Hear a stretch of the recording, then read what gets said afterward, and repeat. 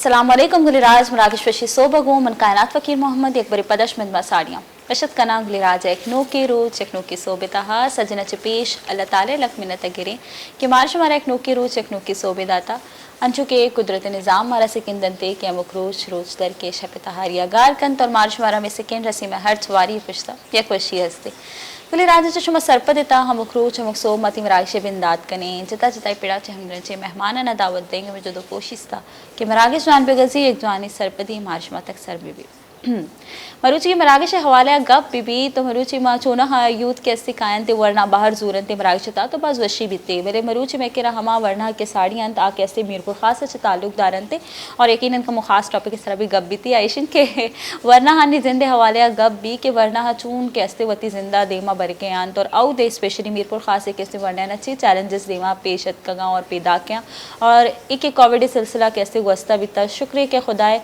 ये कम बीता बलेशे के ख़त्म नहीं तो इस सिलसिले आना चाहिए अवेयरनेस प्रोग्राम्स को ता मुख्तलिफ अच्छी एक्टिविटीज़ हैं बारे जाने लूटें के उमेगो मसारियन तो उबैद अब्बास उबैद वशत कंटी बराजता के का बाहर जोर था उबैद वत कैसे सोशल एक्टिविस्ट हम हंसते और पदा कैसे मोटिवेशनल स्पीकर हूँ हंसते तो बाज़ जवान इनके यकीन है यह बाजी वती वरना कैसे मोटिवेट को तगावती मुख्तलिफ कैसे सेशन जमूँ मैं गोमा गोमा प्रेमचंद मैं गोमा साड़ियन प्रेम हम वशत कंटी बराजता के का बाहर जोरता प्रेम हम मोटिवेशनल स्पीकर है दो नानी गुमा मरुचि का पुत्रान कने यूथ हवाले हा यूथ फ्यूचर हवाले स्पेशली मीरपुर खास है मुस्तकबिल हवाले तो कपुत्रान रिदा छती मेहमान ने मगा बरी मराग शदी मई अस्सलाम वालेकुम कैसे आप खैरियत से आपको खुश आमदीद कहते हैं अपने प्रोग्राम में प्लेजर मुझे तो बहुत खुशी होती है जब हम स्पेशली यूथ अगर हिस्सा ले प्रोग्राम में तो बहुत अच्छा लगता है क्योंकि मुस्तकबिल के महमार कहलाते हैं हमारे नौजवान नस्ल और पाकिस्तान इस मामले में बहुत लकीस्ट है कि पॉपुलेशन के लिहाज से सबसे ज़्यादा जो है ना वो हमें यूथ हमें नज़र आ रही है लेकिन उसकी फ़िक्र साजी या यूथ क्या सोचती है फर्दर आगे अपने मुस्तकबिल को कैसे देखती है इसके बारे में बात करना बहुत ज़रूरी है। तो आपसे जानना चाहूँगी आपका ये मोटिवेशनल स्पीकर होने तक का सफ़र वहाँ मीरपुर ख़ास में रहते हुए कैसे गुजरा, कैसे आपने स्टार्ट लिया? नहीं बिल्कुल इस बात में तो कोई आर नहीं है और मैं किसी भी प्लेटफॉर्म से ये बात कहने में कोई आर महसूस नहीं करता। मेरा ताल्लुक़ एक बहुत मिडिल क्लास फैमिली से है जी। और मेरे फादर प्राइमरी टीचर हैं तो एक लाइफ के जो हार्ड फेसेस होते हैं वो ज़रूर मैंने देखे हैं। तो बचपन जो मेरा गुजरा गवर्नमेंट स्कूल से एजुकेशन हासिल करना और फिर उसके बाद गवर्नमेंट कॉलेज से पढ़ना फिर प्लस गवर्नमेंट यूनिवर्सिटी से ही मेरा मास्टर्स है माशाल्लाह। तो ये सारी चीज़ें जो हर्डल्स थे लाइफ के अंदर ये बड़ा एक टफ़ टाइम था उस वक्त, जाहिर सी बात है।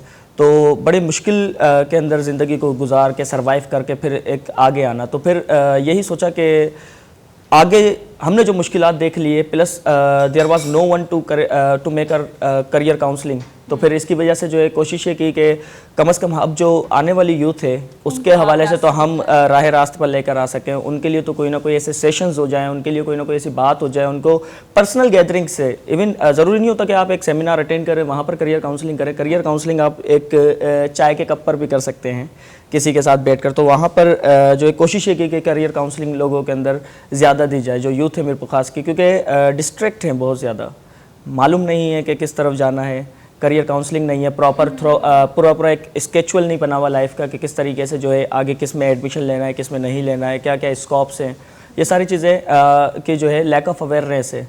तो ये सारी चीज़ें जो है लेके चल रहे हैं फिलहाल। बिल्कुल ये सारे बहुत सारे मसाइल थे तो उसको देखते हुए करियर काउंसलिंग की तरफ और मोटिवेशनल स्पीकर बना और फिर वो सेशंस वगैरह ये जो फिर ज़बरदस्त। कहते हैं ना कि every successful story has a painful story and every painful story has successful ending. तो डेफिनेटली ये होता है कि ज़िंदगी में आप जब किसी पेनफुल दौर से गुजर रहे होते हो तो आप यकीन जानें कि आपके लिए आगे सक्सेस आपकी मुंतज़र है। लेकिन अगर हाँ आप सक्सेसफुल होते हैं तो आप बिहाइंड द सीन देखते हैं तो आपको बहुत सारी पेनफुल स्टोरीज नज़र आती हैं जिनसे गुजर कर हडल्स को क्रॉस करते हुए आप वहाँ तक पहुँचते हैं। लोग समझते हैं कि जो कामयाब शख्स हैं वो सदा ही कामयाब होते आए, ऐसा नहीं है। नाकामी ज़िंदगी का हिस्सा बनती रहती है। देखिए फेलियर कुछ नहीं होता, फेलियर का मतलब क्या है? Try try try and try again. उसमें कुछ बुराई नहीं है। आप गिरे, आप फिर संभले, फिर आप उठे, फिर आपने चलना शुरू किया। ये ज़िंदगी में हम बचपन से, ये कुदरत का एक निज़ाम है, हमें सिखाता आया है कि हम बच्चे को देखते हैं जब चलना सीखता है तो बार बार गिरता है, गिरते गिरते संभलता है, फिर जाके चलना सीखता है। तो इंसान की ज़िंदगी में भी ऐसे हर्डल्स आते हैं कि आप गिरते हैं, संभलते हैं, फिर चलना सीखते हैं। तो प्रेम से जानते हैं कि प्रेम की ज़िंदगी में गिरना संभलना कैसा रहा। जी प्रेम। मैम सबसे पहले तो मैं ये कहना चाहूँगा, मैंने चंद लाइंस जो हैं वश टीवी के लिए लिखी है, अगर अरे आपकी वाह, इजाज़त हो ज़बरदस्त, तो। बहुत खूब। जी जी, ज़रूर सुनना चाहूँगी। बट लिखी इंग्लिश में। हाय, क्या बात है, ज़बरदस्त, ज़रूर। तो कहते हैं, Peter and Peter have smell of vote, playing a game but the ball was dot, Wow. See saw so I see a desire, mind just think tongue on sapphire, क्या टीचर बात। Told training but I can't do, it was a lesson to myself, grow ground has created a fun, created a fun. I had a gun, but fire ain't done. वाह, For having oral fire, I didn't drop any CV. I would like to pay a big thanks to Vash TV. oh my Very good. God, thank Very you good. Prem, thank you. Pleasure pleasure pleasure नहीं हो। Start करते हैं आपकी story से। बहुत ही ज़बरदस्त तरीके से उन्होंने हमें जो है ना वो थैंक्स कहा। एनी हाउ जी प्रेम, कैसे आप आए, मोटिवेशनल स्पीकर बने? स्पेशली हमारे यहाँ कहा जाता है कि आप ज़िंदगी में जब कभी हार ना मानने की ठान लेते हैं तो ज़िंदगी आपको खुद ब खुद कामयाबी के रास्ते दिखाती है। जी बिल्कुल मैम।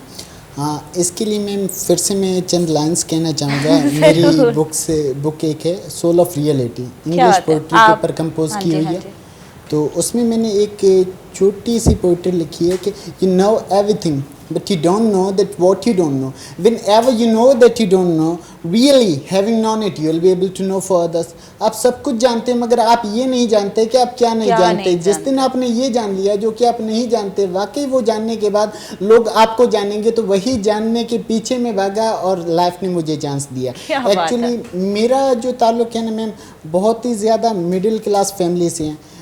मेरे फादर जो हैं वो मैकेनिकल वर्कर थे, और उसके बाद जो है मेरे पास, हम सब भाइयों में से सबसे छोटा मैं ही था। मेरे पास कोई भी अपॉर्चुनिटी नहीं थी कि मैं आगे बढ़ूं, क्योंकि ऑल ब्रदर्स तकरीबन अप्रॉक्सीमेटली अनएजुकेटेड हैं। तो उसके बाद जो है मैंने सोचा कि यार कुछ करना है। उसके बाद मैंने कोशिश की, मेरे पास ये पे का इशू था, तो मैंने जो है स्टार्ट में कुछ ऐसा किया कि एक डॉक्टर के पास मैं जो है डिस्पेंसर रहा हूँ, वहाँ से पे कलेक्ट करके मैं अपनी फीसेस देता था। उसके बाद जो है मैंने अपनी लाइफ का सफ़र स्टार्ट किया। सर कामरान साहब, एक होता है ना कि एक आपकी लाइफ में कोई कलरफुल बंदा आता है, तो मेरी लाइफ में जो कलरफुल बंदे आए हैं वो दो हैं। एक सर कामरान कुरैशी साहब जिन्होंने मुझे इंग्लिश सिखाई, और उसके बाद सेकंड जो है सर प्रीतम साहब जिन्होंने मुझे इंटरनली मोटिवेट किया।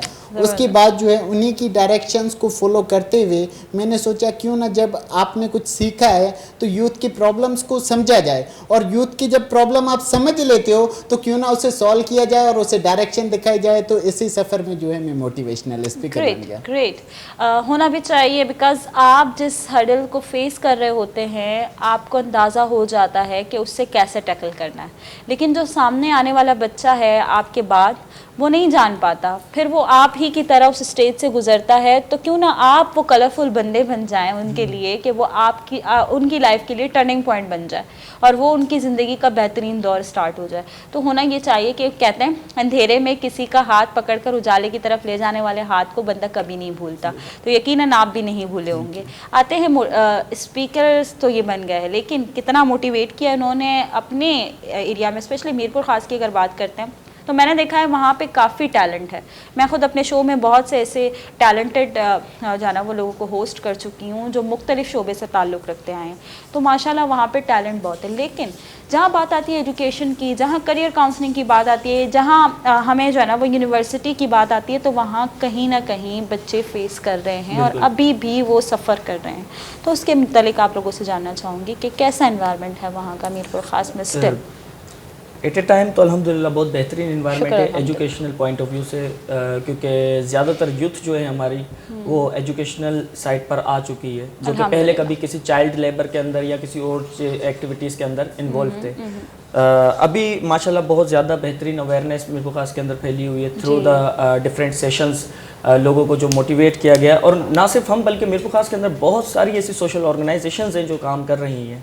तो इस वक्त तो मीरपुर खास के हालात जो यूथ के हवाले से वो बहुत बेहतरीन है, लेकिन मसाइल भी हमारे पास साइड बाय साइड हैं। प्रीवियस प्रोग्राम के अंदर मैंने ये बात कही थी कि हमारे यहाँ पर यूनिवर्सिटी नहीं है मीरपुर खास के अंदर। इसी को हाईलाइट करना चाह रही थी क्योंकि उसके लिए बहुत आवाज़ उठाई जा रही है, और तकरीबन मैं जब तक जो है ना जब से शो करती हुई आ रही हूँ तो मुख्तलिफ लोगों ने मुख्तलिफ प्लेटफॉर्म्स के थ्रू यूनिवर्सिटी के लिए जो है ना वो गवर्नमेंट से अपील की है। और मैं सोचती हूँ कि देखें, हर बच्चे का हक है तालीम, और चूँकि हमारे यहाँ तो मैं अब अगर बात करूँ इस हवाले से तो हुकूमत को फिर से ब्लेम जाएगा, लेकिन मुफ्त तालीम मिलनी चाहिए, मगर मुफ्त नहीं तो कम अज़ कम एक प्राइवेट यूनिवर्सिटी का ही इनेकाद कर दें वहाँ। बिल्कुल बिल्कुल ऐसी बात है। तो कई डिफरेंट प्लेटफॉर्म से यूनिवर्सिटी की आवाज़ उठाई जा चुकी है। मेरी अपनी ऑर्गेनाइजेशन पीडीसी जो है उसने कई बार आवाज़ उठाई है। इसके अलावा DIY सर रोशन आलम साहब की ऑर्गेनाइजेशन है, उन्होंने कई बार आवाज़ उठाई, और भी दीगर बहुत सारी ऑर्गेनाइजेशन है जो मीरपुर खास के अंदर यूनिवर्सिटी को डिमांड कर रही हैं। लेकिन अभी तक बस हम अपनी बदकिस्मती समझें या हमारे हुक्मरानों की नाअहली समझें, अभी तक कोई ऐसा एक फ्रूटफुल डिसीजन लिया नहीं गया है जो मीरपुर खास की तकदीर बदल सके। अपने थ्रू लोग काम कर रहे हैं। यूनिवर्सिटी जामशोरों के अंदर मौजूद है, काफ़ी ऐसे स्टूडेंट्स हैं। इवन अगर मैं अपनी बात करूं तो मुझे अभी भी याद है कि मैं जब यूनिवर्सिटी जाता था तो मुझे सुबह 5 बजे उठना होता था, और फिर बस के अंदर जाना 150 किलोमीटर तकरीबन जामशोरो है, तो फिर बस के अंदर ट्रैवल करना थके हुए, फिर जाके क्लासेस लेना, फिर क्लासेस लेके वापस मीरपुर खास आने की टेंशन, तो सारा काम उसी में चला जाता है। सारी एनर्जी वगैरह आपकी उसी के अंदर चले जाते हैं, सर्व कर देते हैं आप अपनी एनर्जी सिर्फ ट्रैवलिंग के अंदर ही। बिल्कुल, ये बहुत बड़ा मसाइल है, जो है बहुत बड़ा मसला है हमारे मीरपुर खास का। मेडिकल यूनिवर्सिटी नहीं है, इंजीनियरिंग यूनिवर्सिटी नहीं है, आर्ट्स यूनिवर्सिटी नहीं है, हमारे यहाँ पर लॉ कॉलेज नहीं है, और ये डिमांड है मेरी गवर्नमेंट ऑफ पाकिस्तान से कि खुदारा हमें यूनिवर्सिटी दी जाए ताकि हमारे एक आने वाली जो नस्ल है उसका मुस्तकबिल जो है उसको सिक्योर किया जा सके। हमारे यहाँ तालीम के वैसे ही बहुत ज़्यादा कम रुझान है पाकिस्तान के अंदर, और फिर जब हमारे पास ऐसे बहुत सारे मसाइल पेश हो, जब हमारे पास लैक ऑफ अपॉर्चुनिटीज़ हो, लैक ऑफ यूनिवर्सिटीज़ हो, एजुकेशनल इंस्टीट्यूशंस हो, तो फिर हमारी यूथ अगर गलत राह पर नहीं लगेगी तो फिर कहाँ पर लगेगी। खाली घर शैतान का होता है। तो हमारा दिमाग जब एजुकेशन की तरफ नहीं होगा, जब हमारा एजुकेशन की तरफ दिमाग नहीं होगा तो फिर हम दूसरी एक्टिविटीज़ के अंदर लगेंगे, और फिर आप देख सकते हैं कि यूथ हमारी आजकल कितनी ज़्यादा बुराइयों के अंदर इन्वॉल्व है, कितनी ज़्यादा बुराइयों की तरफ जा रही है, स्पेशली ड्रग्स एडिक्टेड हमारे यहाँ एक बहुत बड़ा एक मसला है। उस पर भी इंशाल्लाह आगे फर्दर ज़रूर एक बाकायदा टॉपिक पे बात करेंगे। यानी आप प्रेम, आप क्या देखते हैं, आप अपने सराउंडिंग में मीरपुर खास में क्या देखते हैं, कितने मसाइल हैं जो यूथ को दरपेश हैं? जी मैम, अगर आप यूथ की मसाइल की बात करें तो मैं डिस्ट्रीब्यूट करना चाहूँगा इन्हें कुछ हिस्सों में। सबसे पहला जो मसला है ना वो ये है कि उनके पास डायरेक्शन नहीं। जस्ट लाइक आप एक जगह पर खड़े हो, आपके सामने 10 से 12 रास्ते जा रहे हैं, बट आपको ये नहीं पता कि आपको जाना कौन से रास्ते। कंफ्यूज्ड हैं आप, बहुत ज़्यादा जो है ना हेफिजार्ड है, पहली बात। सेकंड ये है कि अगर आप यूथ के हवाले से बात करें, उनके पास एक और है कि उनके पास जो है ना खुद का सोशल इन्फ्लुएंस नहीं है, सेल्फ को कंट्रोलिंग नहीं कर सकते हैं। इसके अलावा सबसे बड़ा जो कॉज है ना वो है उनका जो है ना कम्युनिकेशन ना करना, पेरेंट्स के साथ कम्युनिकेशन ना करना, टीचर्स के साथ कम्युनिकेशन ना करना। अभी मैं नाम तो नहीं लूँगा, एक स्टूडेंट जो है हमारे पास आए थे सेंटर में आए तो उन्होंने क्या किया, उन्हें मतलब जाना कहीं और था और चले कहीं और गए। यानी कि मेडिकल में इंटर किया है, ठीक है, इंटर करने के बाद उन्होंने एडमिशन ली है BS इंग्लिश में, BS इंग्लिश फर्स्ट ईयर में छोड़ के उसके बाद फिर दोबारा वो लॉ की तरफ जा रहे हैं। इट मीन्स उनके पास कोई प्रॉपर डायरेक्शन नहीं है। तो सबसे पहले स्टूडेंट्स को ये करना चाहिए कि टीचर्स के साथ या फिर अपने पेरेंट्स के साथ जो भी उनका इशू है ना वो डिस्कस करें। और तीसरा पॉइंट मैं ये कहना चाहूँगा कि सबसे बड़ा जो इशू है ना मेरी नज़र में, एक दूसरे से कम्युनिकेशन ना करना, और दूसरी बात जो है ना फॉलो करना। फॉलो किसको, जस्ट लाइक एक मतलब चेन है ना उसको फॉलो करना। उनके फ्रेंड्स की चेन कहें या फिर उनके फैमिली की चेन कहें या फिर मतलब उनके ब्रदरहुड की चेन कहें, वही फॉलो करना, ये सबसे बड़ा इशू है। जस्ट लाइक सपोज करें मैं कहता हूँ कि भाई मैं अभी BS इंग्लिश पार्ट 3 का स्टूडेंट हूँ, ठीक है। जब मैं इंटरमीडिएट में था उस टाइम मेरे जो फ्रेंड्स हैं ना वो कोई मेडिकल में जा रहा था, कोई इंजीनियरिंग में जा रहा था, कोई कहाँ जा रहा था, कोई कहाँ जा रहा था। तो अगर मैं भी उनको फॉलो करता कि यार मेरा भाई तो इंजीनियर बन रहा है, मैं जो है ना BS इंग्लिश क्यों करूं, मैं CSS ऑफिसर बनने की डिज़ायर क्यों रखूं, मैं CSP क्यों बनूं, तो ये जो है ना मेरी रॉन्ग थिंकिंग होती, क्योंकि आपके पास जो सिलेक्शन है ना वो आपके पास नेसेसरी जो है ना एलिमेंट है।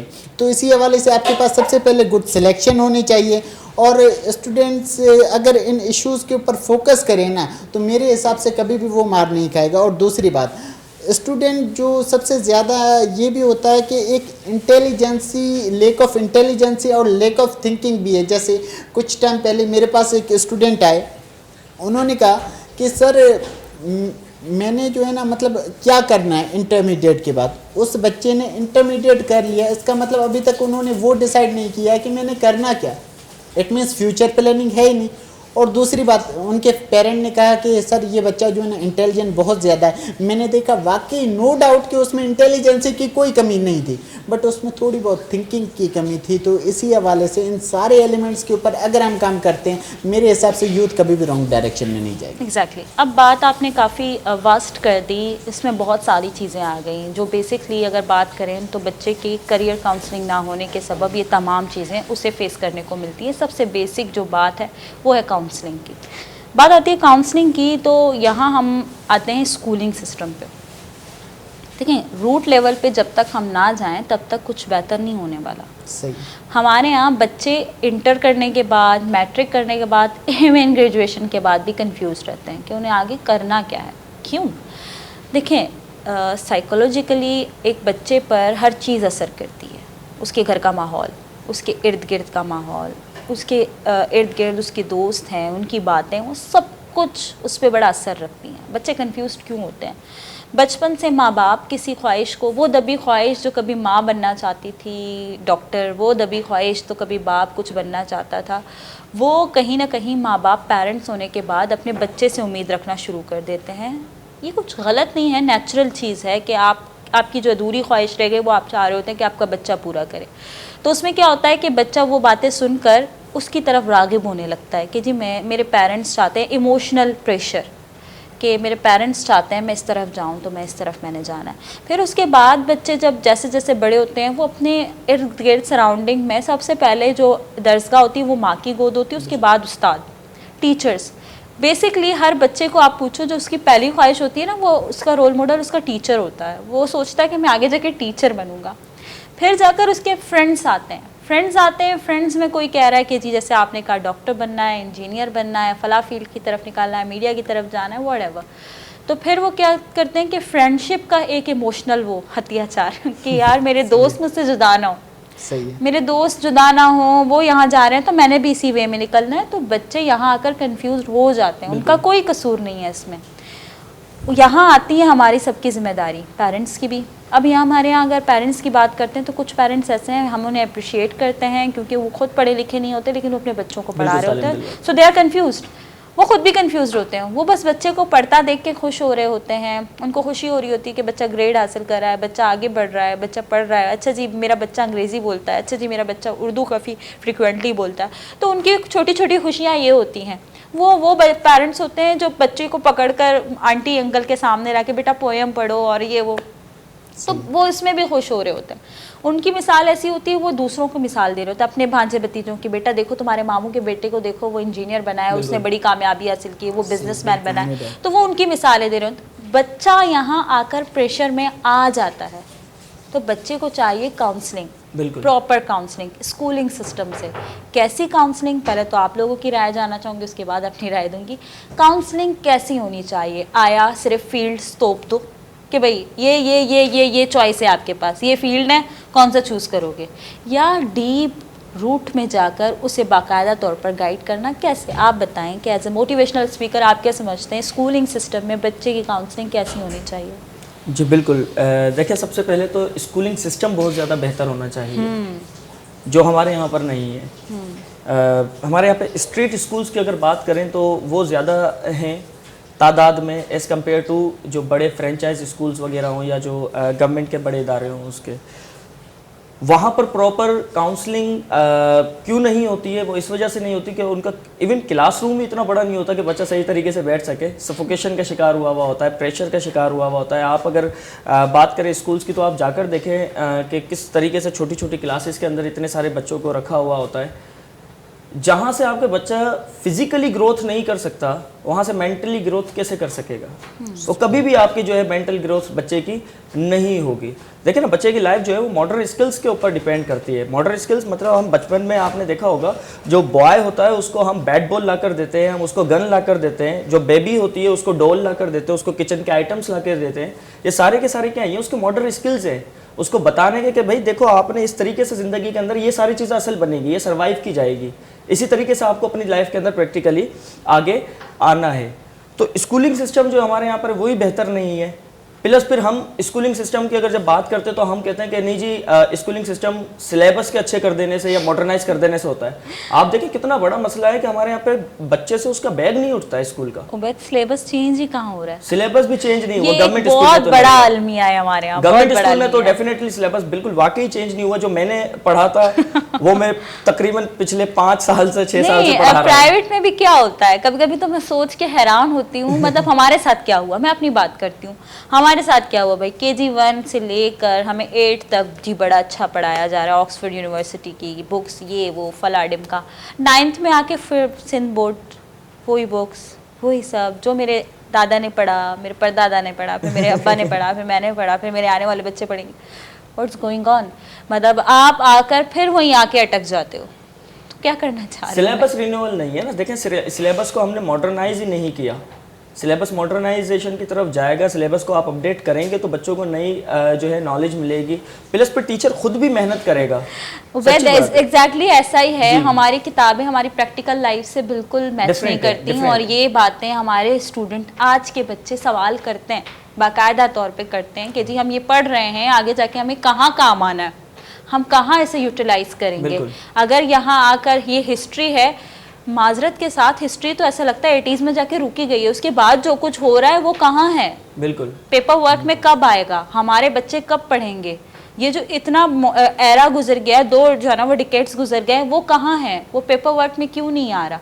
तो ये बहुत बड़ा अलमिया है हमारे यहाँ। कौन लिखेगा? बाद में कौन करेगा ये काम?